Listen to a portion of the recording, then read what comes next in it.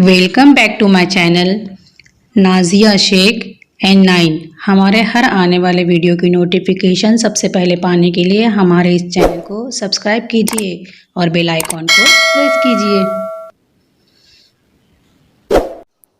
السلام علیکم ورحمۃ اللہ وبرکاتہ۔ جمع سوم، مضمون اردو، کہانی ہے فقیر کی ایمانداری۔ آج احمد بہت خوش تھا۔ اسے پہلی تنخواہ جو ملی تھی اس کا بٹوا نوٹوں سے بھرا ہوا تھا۔ اسے گھر پہنچنے کی جلدی تھی۔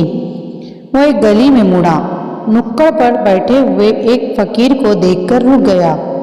پھٹے پرانے کپڑوں اور سر اور داڑھی کے بڑے ہوئے بالوں سے اس کی غریبی ظاہر ہو رہی تھی۔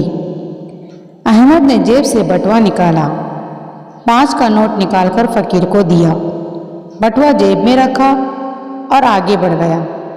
اس نے یہ سننے کی بھی کوشش نہیں کی کہ فقیر کیا دعائیں دے رہا ہے۔ اس واقعے کو 5-6 مہینے گزر گئے۔ آج بھی پہلی ہی تاریخ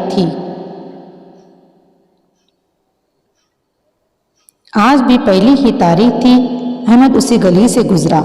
وہ پریشان حال فقیر اسی نکڑ پر بیٹھا ہوا تھا۔ احمد رکا، بٹوے سے 5 کا نوٹ نکال کر فقیر کو دیا اور آگے بڑھنے لگا۔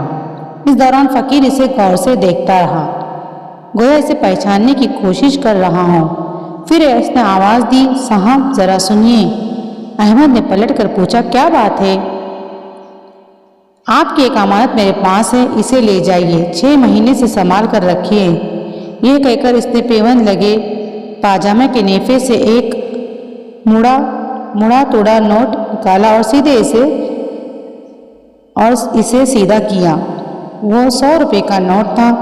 اس نے نوٹ احمد کی طرف بڑھا دیا، یہ لیجئے آپ کی امانت۔ احمد نے تعجب سے کہا، میں کیوں لوں؟ یہ نوٹ تو میرا نہیں ہے۔ آپ ہی کا ہے صاحب، 6 مہینے پہلے آپ نے مجھے 5 کا نوٹ خیرات میں دیا تھا۔ اس وقت یہ نوٹ آپ کے بٹوے سے گر گیا تھا، آپ اسے لے لیجئے۔ احمد نے حیرت سے کہا، تم تو مانگ کر گزارا کرتے ہو، پہلے سے بھی زیادہ پریشان حال دکھائی دے رہے ہو۔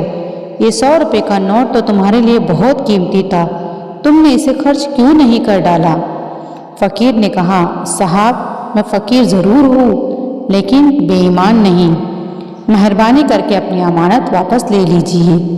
احمد نے نوٹ واپس لے لیا، فقیر کا شکریہ ادا کیا اور دل ہی دل میں اس کی ایمانداری کی تعریف کرتا ہوا گھر کی طرف چل پڑا۔